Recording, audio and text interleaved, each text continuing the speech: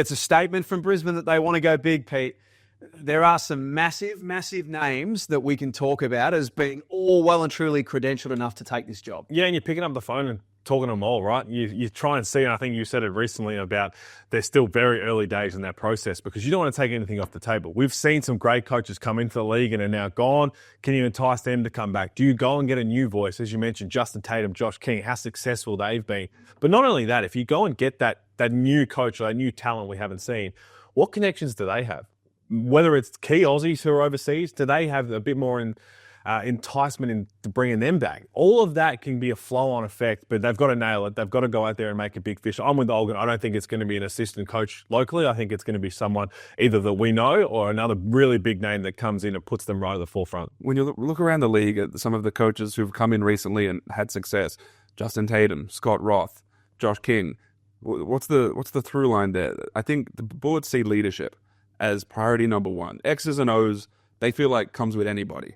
Anyone can come in, any assistant coach can come in and have a really good idea of X's and O's, but having that leadership piece to it, you look around the league, there's those coaches I mentioned, Dean Vickerman, Brian Gorgon. Teams are looking for that piece. That's like the priority for this team because they feel like that's the thing that's going to maximize this group. I was waiting for one of you to say it. You haven't, so I will. Chase Buford is the name that comes up straight away, and as it should. He's got one of the best winning percentages that we've ever seen here in the NBL. He is available, from what I understand right now. A couple of links have already been put between Chase Buford and the Brisbane Bullets. Is he the number one candidate for this job? He's not the number one candidate in the sense that they don't have a priority list yet when it comes to actual names. Chase Buford is, of course, unbelievably qualified. When it comes to the NBL, he's 2 of 2. 2 seasons, 2 championships.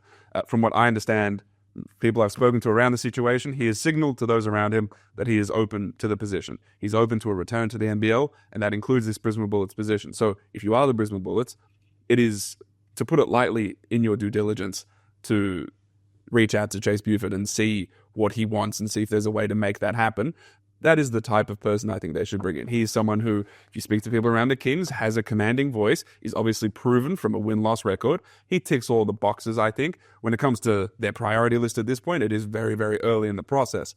But you imagine if he is interested in them, which I'm told that he will be, then it is very reasonable for them to reach out to someone like that. Which is exciting because within the couple of seasons gone by when he left, and there were some coaching vacancies, his name was floated about, hey, you go and get this guy, bring him back. And he didn't want to be a part of it. So the fact that now that he's signaling that he has interest in that is a really exciting thing. And absolutely you pick up the phone because I think he'd be great. He'd be able to attract, that's a guy that you know. So he's come in, everyone wants to win a championship. Yeah, that's what players do. This is exactly why they sign up to play the game.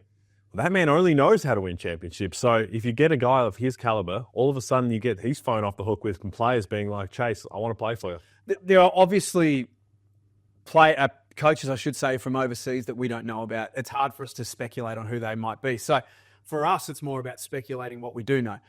We do know the credentials of Mody Maor. He nearly won a championship 2 years ago with New Zealand. He's now in Asia in a different situation. But even speaking publicly, and I know privately to some as well, he's always just kept the door slightly ajar for the NBL if the situation was the appropriate one. He's another one where you just talk about everyone who's been around him and no one says a bad word because they just love playing for him. You go back, Will McDowell-White, Finn Delaney, in the New Zealand years, when they had to battle through everything. You talk about the COVID years, all the struggles, they make a grand final series, the way he carries himself, one of the best human beings going around, let alone a phenomenal coach as well. And I think anybody who coaches in the league, when they go overseas, they're always going to keep their eye on the league just because of the way it's growing and all the talent we have. But you never want to close that door because you know where you could potentially achieve and it'd be another great call, similar to Chase Buford.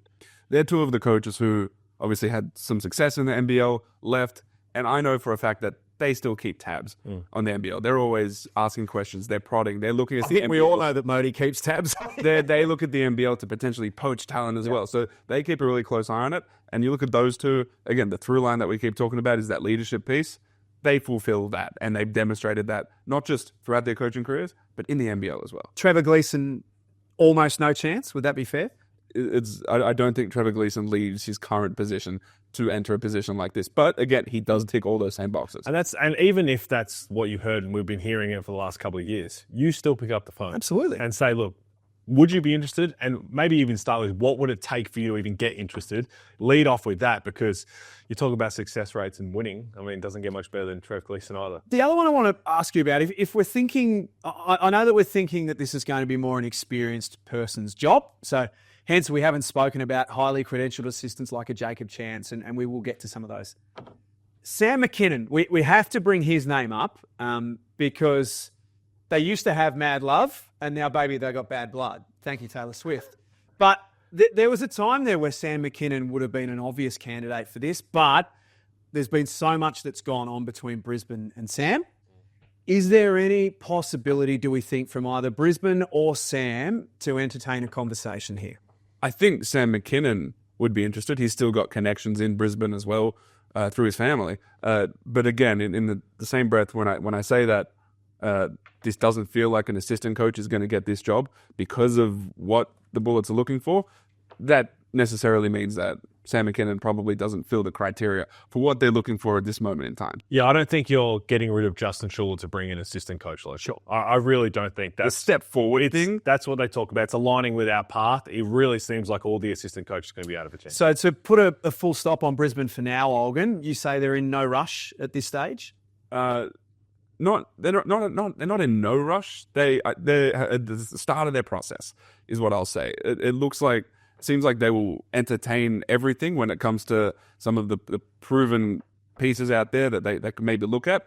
I could see them getting something done in the next month or two, but they're very, very early in their process as we speak right now. Peter, I think it feels like a great job. I think if you're some of the names that we spoke about, or even someone from overseas who we haven't seen before, this is a good gig, I think, the Brisbane coaching job. Well, again, we talk about the path that they've been on from being at rock bottom, and they are going in the right direction to not just potentially contend for a championship, but just building up as one of those destination clubs for big talent. But that's more so to the point of you want to get this done, one, correctly. That's the overall important thing. But two, as quickly as possible, because now you're in the off season. You want to start talking about that next talent, whether it's here, whether there's other Aussies you want to keep, Aussies you want to talk about who could be available, but even overseas talent, you want to get that done, because I know they've signed some and extended some with Sam McDaniel, Casey Prather, but players don't normally sign if there's no idea of who the coach is, because that can be very risky to your potential individual career. So they want to get that done as soon as possible. And if we're going to treat this like a win-now situation in Brisbane, getting that head coach in place so you can get the best imports possible and the best potential local players possible, you should get this done as quickly as possible. And we shouldn't forget the player option with Josh Bannon, which is a big part of the puzzle as well for Brisbane.